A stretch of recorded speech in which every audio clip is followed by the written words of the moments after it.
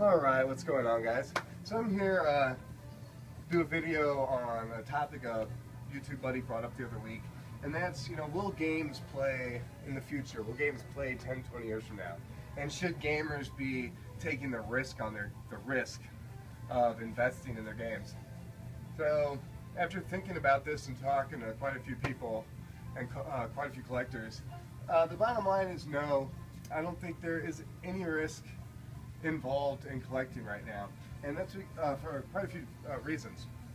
One, most people collect merchandise. I'm sure a lot of us can contest the fact that our urge is to have Nintendo collections and be surrounded by Nintendo isn't always driven by wanting to play the games.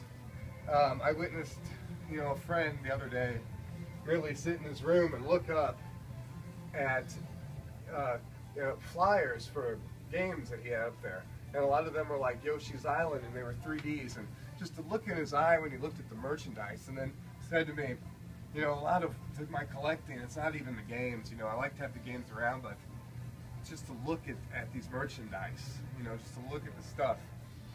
And I agreed, one, you have games out there that go for hundreds of dollars. You got $500 games, you got $300 games.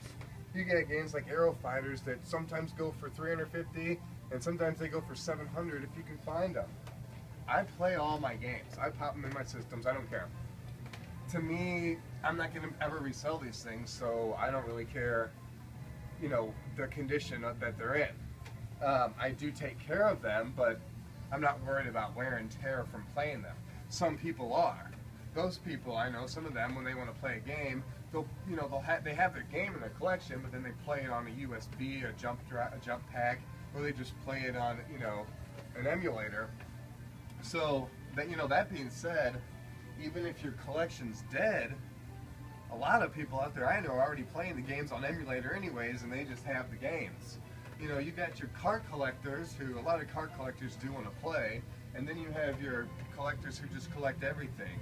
Not necessarily CIB collectors, but collectors who go after the boxes, the manuals, and all the related merchandise. So whether or not you play your games or you don't play your games, you have an emulator as an option, and you can choose to have your games just for looks, or have them actually for an accessible library to play. Now on to the merchandise side, I'd say about at least over 90% of the people I talk to, my gaming groups and stuff, we all agreed, if the games do stop working, it doesn't necessarily mean that values are going to go down. So even if you want to go to lie in your deathbed with a box of Power Blade 2, just because the game to this box doesn't work, doesn't mean that this box is ever going to go below the $150 it's worth now, or the $1,000 it's worth 5 or 10 years from now. So whether or not the games play, it will never affect. I do not think it will ever affect merchandise, or will ever affect the price of the games. Yeah, well, it may drop the price of them at one point, but you're always going to have people going after CIB games, and you're always going to have people who are going to want, I know that I want another copy of Contra. I'm still trying to get the box, so whatever the price of that box, I'm going to eventually get it, and that's just the way it is. The game might not work that I have, but I'm still going to make an attempt to get the box. So that's demand, and because of demand, you're always going to have high prices. The price bubble doesn't exist for Nintendo or Super Nintendo. This is just appreciation, natural, plain and simple appreciation. It's not a bubble or a festering bubble or some kind of wound that's growing and it's going to burst. It's actually an essence of something. It's an essence of all of our nostalgia from our youth. That's what's growing. So if our nostalgia one day pops and all our nostalgia of our video games from our youth goes away, that's the day that the value of these systems will go down.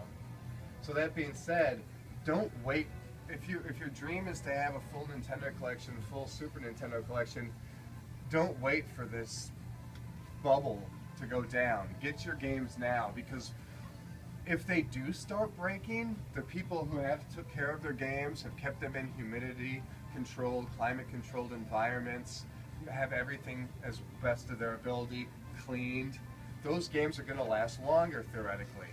The games that aren't kept that well, that people haven't cleaned their pins and have these huge collections that they haven't even cleaned, those are the games that are going to start breaking first, thus at that point driving the working games up and up. And those of us in our collections that, you know, have those games still, whether you have them with the box or manual, they're going to be worth a shit ton more. So yeah, you know, as far as collectors who want a valuable collection, it would be great for these games to start dying off, but you just wouldn't want to happen to you. But even that being said, I don't think it's an issue, and like I said, for many reasons. One, the merchandise issue. I will have my wall of NES till the day I die, as long as I can. In my best of my powers to keep this in my life, I will do that. It will never be sold for money. It'll never, you know, there's things that, you know, I'm not going to trade it for a BMW or anything one day, or a house. I'm going to keep it because to me, working or not working, I want a room that I can always walk into and look at, you know, one of my first greatest personal accomplishments in my life. Well, yeah, one of my first biggest, 25 years of collecting. So yeah, to me, that's a much bigger accomplishment than anybody's ever going to understand, except other collectors. So working or not working, one day, 60 years from now, I'm going to walk into a room, hopefully, my collection's going to be there, and if I have to, I'm going to be able to play it on an emulator or whatnot, or whatever devices we have in the future. So yeah, you know, I don't think anybody should feel bad selling these games at these prices to people. If that's an issue for some people, don't sweat it. People know what they're paying for and they know why they're buying it. And a lot of the times, you know, somebody's not paying $600 to play that game. They're buying it just to have it in their collection, regardless. So nobody needs to worry that they're doing anything immoral or unethical selling games to people knowing that they're going to break any day or any time. That would be like telling a family, don't have a kid because they could die.